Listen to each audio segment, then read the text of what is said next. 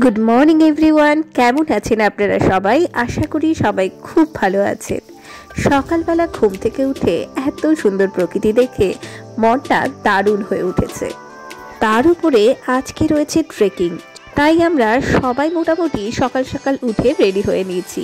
সবাই ভীষণ এক্সাইটেড। এর আগের ভিডিওতে এই হোমস্টেতে আপনি কেমনভাবে আসবেন এবং হোমস্টে সম্পর্কে ইনফরমেশন, তার সঙ্গে লাভা মনেস্ট্রি সম্পর্কেও সমস্ত ডিটেল ইনফরমেশন দিয়ে দিয়েছি। ভিডিওটি দেখে থাকলে অসংখ্য ধন্যবাদ, আর না দেখে থাকলে অবশ্যই দেখে নিন। এবং আজকের ভিডিওতে রয়েছে হোমস্টে সম্পর্কে বাকি সমস্ত ইনফরমেশন, তার সঙ্গে ট্রেকিং, গোটা দিনের খাওয়া দাওয়া এবং সঙ্গে থাকছে বারবিকিউ সম্পর্কে সমস্ত টুকিটাকি ইনফরমেশন।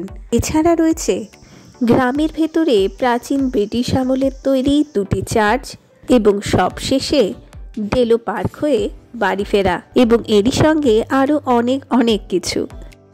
তাই ভিডিওটি একটু স্কিপ না করে সঙ্গে থাকার আবেদন রইল, এবং আবেদন রইল সাবস্ক্রিপশনের। প্লিজ প্লিজ প্লিজ চ্যানেলটাকে সাবস্ক্রাইব করে দেবেন, এবং ভিডিওটি ভালো লাগলে লাইক কমেন্ট শেয়ার করতে ভুলবেন না। ওকে, লেটস স্টার্ট দ্য ভিডিও। সকালবেলা ঘুম থেকে উঠতেই প্রথমেই চলে এলো চা খেতে খেতে পাহাড় সাথে বালির বন্যা, দারুণ প্যাকেজ। এটা এখানকার ডাইনিং এরিয়া। চা খেয়েই সবাই চলে এসেছে ব্রেকফাস্ট করার জন্য। বাচ্চাদের জন্য ভাতের কথা বলা হয়েছিল, তাই ওরা বাচ্চাদের ভাতটা দিয়ে দিয়েছে, আর আমাদের জন্য ভাজা হচ্ছে লুচি। লুচি তো ছিলই, তার সঙ্গে ছিল ছোলা এবং ডিম। ছোলাটা বেশ ভালো হয়েছিল। আমরা যে ট্রেক করতে যাব তার জন্য আমাদের একজন গাইডের দরকার ছিল। এখানকার হোমস্টের যিনি মালিক, উনি গাইড হয়ে আমাদের সঙ্গে গেছিলেন, এবং তার জন্য তিনি 600 টাকা চার্জ করেছিলেন। এখানে ট্রেকিংয়ের বেশ কয়েকটি অপশন রয়েছে, যদি চান তাহলে হোমস্টের মালিকের সঙ্গে কথা বলে দেখতে পারেন।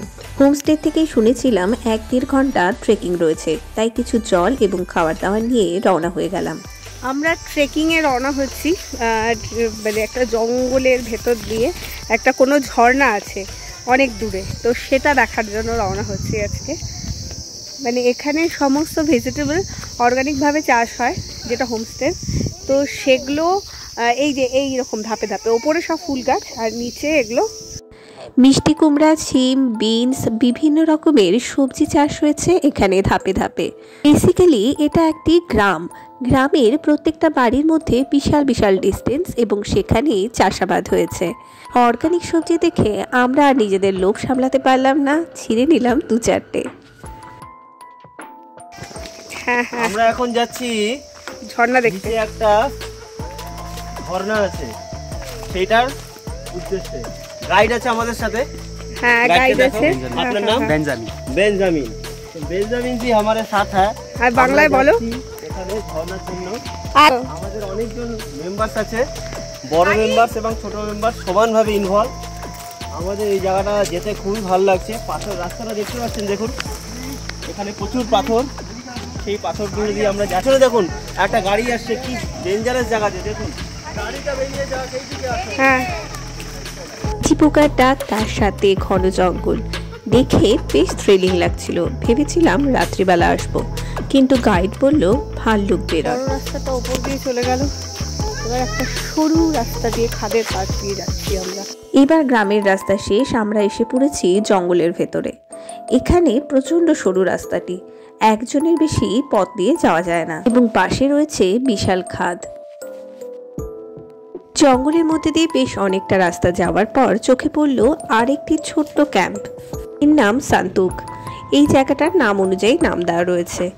এই ক্যাম্পের এখানে খাওয়ার দাওয়ারের ব্যবস্থা করা রয়েছে, এবং থাকার জন্য রয়েছে কয়েকটি টেন্ট, এবং বায়ো টয়লেট রয়েছে। কেউ যদি এই জঙ্গলের মাঝখানে টেন্টের মধ্যে থাকা থ্রিলিং অভিজ্ঞতা লাভ করতে চান, তাহলে এটা তার জন্য আদর্শ। আবার কিছুটা সরু রাস্তা বেয়ে নিচের দিকে নামা। যেহেতু ঢালে নামা, সেহেতু ক্লান্তিটা অবশ্যই কম। সাথে সাথে প্রমাদও গুনছি ওঠার সময় কি অবস্থা হবে। হঠাৎ করে কানে এলো জঙ্গলের মধ্যে জলের শব্দ। সামনে তাকিয়ে দেখি আমাদের গন্তব্য হাতছানি দিচ্ছে আমাদের সামনে। এবার সাথে সাথে হাঁটার গতি যেন বেড়ে গেল। এরপরে বেশ কিছুটা দুর্গম পথ পেরিয়ে পাইকার খনির পাশ দিয়ে এসে পৌঁছালাম আমাদের গন্তব্যে।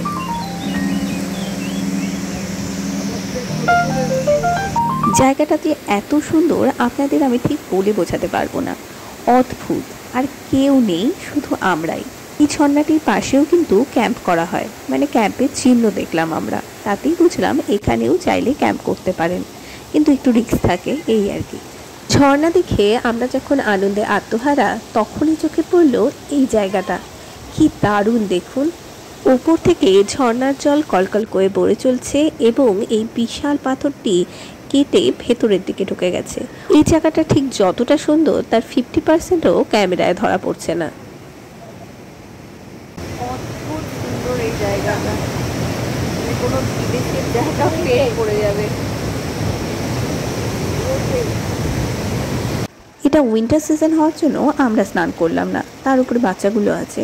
আপনারা চাইলে এখানে স্নান করতে পারেন, দারুণ লাগবে। সূর্যটা অনেকটাই নেমে গেছে, এবার রওনা হলাম ওপরের দিকে। চিন্তা কেমন করে যাব, সঙ্গে সঙ্গে ফোন করে দেওয়া হলো ড্রাইভারকে। ড্রাইভার বেশ অনেকটা নিচে চলে আসবে এবং এই বাড়িটা আমাদের গাইডের বন্ধুর বাড়ি।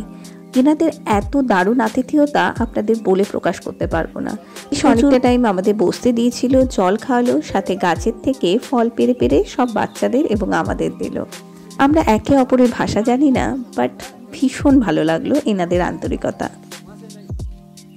হঠাৎ বাড়ির উঠোনে দেখতে পেলাম একটা কমলা গাছ।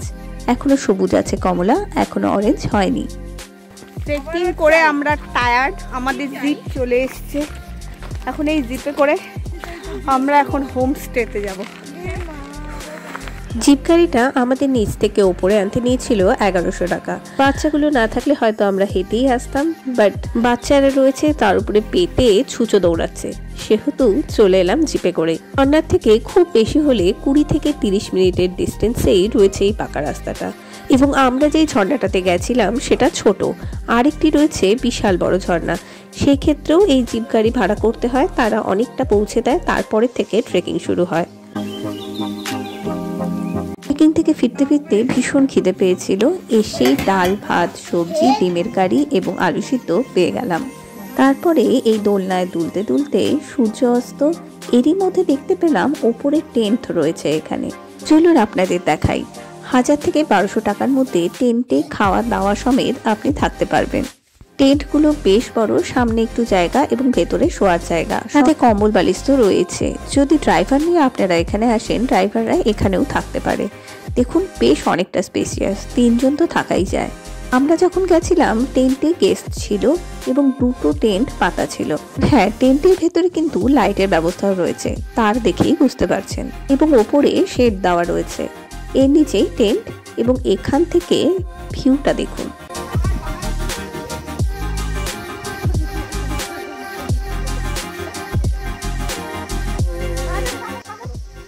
এরই মধ্যে পশ্চিমের আকাশ লাল করে সূর্য অস্ত গেল এবং সাথে সাথেই দূরে পাহাড়ের গায়ে মিটমিট করতে থাকলো ছোট্ট ছোট্ট লাইট। এর মধ্যেই সন্ধ্যের চা এবং পকোড়া এসে হাজির আমাদের সামনে। এখানে বিকেলবেলা মোমো সার্ভ হয়, কিন্তু কুক ছিল না, তাই আমাদের ব্যাড লাক। এরই মধ্যে জ্বলে উঠলো বারবিকিউ এর আগুন। এই হোমস্টে থেকে বাজারের দূরত্ব 6 কিলোমিটার। এই জন্য বারবিকিউ করলে বা বাইরের থেকে যদি কিছু আনাতে হয়, সেই ক্ষেত্রে আগে থেকে বলে দিতে হবে হোমস্টের মালিককে, সেই হিসেবে ওনারা আনিয়ে রাখবেন। আমরা 2 কেজি মাংস নিয়েছিলাম, তার জন্য ওরা পার কেজি 250 টাকা করে নিয়েছিল, এবং বারবিকিউয়ের কাঠ কয়লা আর যাবতীয় জিনিসপত্রের জন্য ওরা নিয়েছিল এক্সট্রা আরও 200 টাকা। ওনারা আমাদের মাংসের মধ্যে সমস্ত মশলাপাতি মাখিয়ে এবং বারবিকিউয়ের জন্য আগুন জ্বালিয়ে রেডি করে দিয়েছিলেন, বাকিটা আমরা করেছিলাম, তাই 200 টাকা। তাহলে কিন্তু চার্জটা আর একটু বেশি হতো। অক্টোবরের 28 তারিখ, প্রচণ্ড ঠান্ডা, এখানে প্রায় 10 ডিগ্রির মতন টেম্পারেচার রয়েছে। তা আমি এই সুইংয়ে দুলছি, আর ওইখানে আমরা আছি, ওখানে দারুণ জায়গাটা। রাতের ডিনারে আমাদের ছিল চিকেন, ভাত এবং তরকারি। স্মাইল করে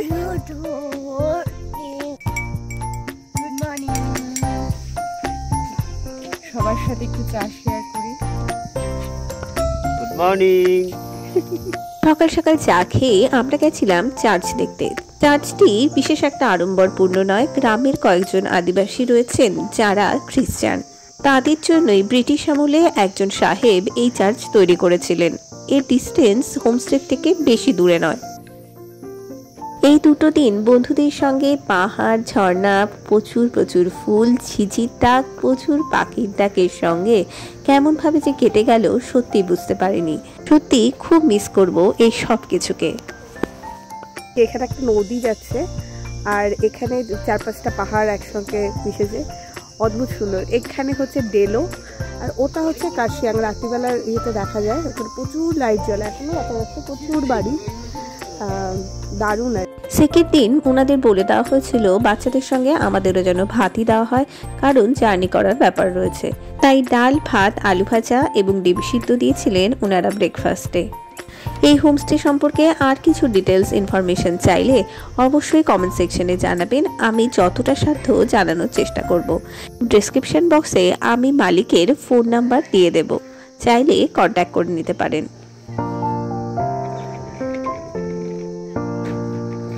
আমরা এখন রওনা হয়ে গেছি ডেলোর উদ্দেশ্যে। সান্তুক থেকে ডেলোর ডিস্টেন্স 14 কিলোমিটার এবং যেতে সময় লাগে 30 থেকে 35 মিনিট। আমরা চলে এসেছি ডেলোর রাস্তায়। ডেলো পার্ক থেকে এখন প্যারাগ্লাইডিং হয়, সেহেতু রাস্তার মধ্যে প্রচুর প্যারাগ্লাইডিংয়ের দোকান দেখবেন। আমাদের গাড়ি ড্রাইভার যদিও বলেছিল আগের থেকে বুক করার কথা, কিন্তু এখানে এসে মনে হলো সেটার কিন্তু কোনো দরকার নেই, কারণ রাস্তাতে আপনি বেশ কয়েকটি দোকান দেখতে পাবেন প্যারাগ্লাইডিংয়ের। এটা কিন্তু লাস্ট, এটা যেটা কার স্ট্যান্ড রয়েছে তার সঙ্গে লাগানো একটি দোকান। চলুন এবার পার্কের ভেতরে যাওয়া যাক, পরে প্যারাগ্লাইডিং সম্পর্কে সমস্ত ডিটেলস জানাচ্ছি। পার্কের সামনে এই পার্স, ব্যাগ, এই সমস্ত জিনিসের দোকান রয়েছে আর কিছু খাওয়ার দোকান রয়েছে। শঙ্খদ্বীপ গেছে টিকিট কাটতে, পার হেড 20 টাকা করে টিকিটের মূল্য। আমরা টিকিট কেটে ঢুকে পড়েছি ডেলো পার্কে। ফুল দিয়ে সেজে উঠেছে ডেলো পার্ক। ভেতরে ঢুকেই এই সবুজ বিশাল প্রান্তর। ডেলো পার্কের ভেতরে আপনি প্যারাগ্লাইডিং, বলের মধ্যে এই হাওয়া ভর্তি বলের ভেতরে যে ঘুরে বেড়ায় লোকজন সেটা করতে পারবেন এবং হর্স রাইডিং করতে পারবেন। প্রথমে বলি প্যারাশুটের কথা। আমার অত সাহস নেই, আমি প্যারাশুটে উঠিনি, বাট আপনাদের জন্য সমস্ত ইনফরমেশন নিয়ে নিয়েছি। উইদাউট ক্যামেরা যদি 10 to 15 মিনিটস ফ্লাই করা হয় সেক্ষেত্রে 3000 রুপিস নেওয়া হয় চার্জ, আর যদি 20 to 40 মিনিটস করা হয় তাহলে 5000 রুপিস, আর আপনি যদি ক্যামেরা নিতে চান সেক্ষেত্রে 500 টাকা অ্যাড হবে। এবং প্যারাগ্লাইডিং সকাল 9টা থেকে শুরু হয়, সূর্য অস্ত যাওয়া পর্যন্ত প্যারাগ্লাইডিং চলতে থাকে। যদিও ডেলো পার্ক প্রত্যেক দিন খোলা থাকে, কিন্তু জুন, জুলাই, আগস্ট এই 3 মাস কিন্তু প্যারাগ্লাইডিং প্রায় বন্ধ থাকে বৃষ্টির কারণে। ওয়েদারের ওপরে প্যারাগ্লাইডিং ডিপেন্ড করে, যদি ওয়েদার পরিষ্কার হয় তাহলেই প্যারাশুট ওড়ে। এবার আসি ঘোড়াতে। ঘোড়া দেখে তো আদ্রিস চড়বে, আদ্রিস আর আদওয়ান দুজনে ঘোড়ায় চড়ে টাকবুক করে চলছে। 50 টাকা নিয়েছিল পার হেড। ডেলো পার্কের ভেতরে এই যে বিশাল অট্টালিকাটা দেখা যাচ্ছে, এটি কিন্তু একটা হোটেল এবং রেস্টুরেন্টও রয়েছে। এখানে পশ্চিমবঙ্গ সরকারের ট্যুরিজম ডিপার্টমেন্টের অ্যাপস থেকে বুকিং করতে হয়। এছাড়া পার্কে দোলনা, স্লিপ, বাচ্চাদের কিছু খেলার জিনিসপত্র রয়েছে। এবং আমি যে জায়গাটাতে রয়েছি, মানে এই ওপরের অংশটা, এখান থেকে কিন্তু কাঞ্চনজঙ্ঘা দেখা যায় পরিষ্কার আকাশ থাকলে। আমরা যখন গেছিলাম তখন মেঘ এবং কাঞ্চনজঙ্ঘা মিলেমিশে একাকার।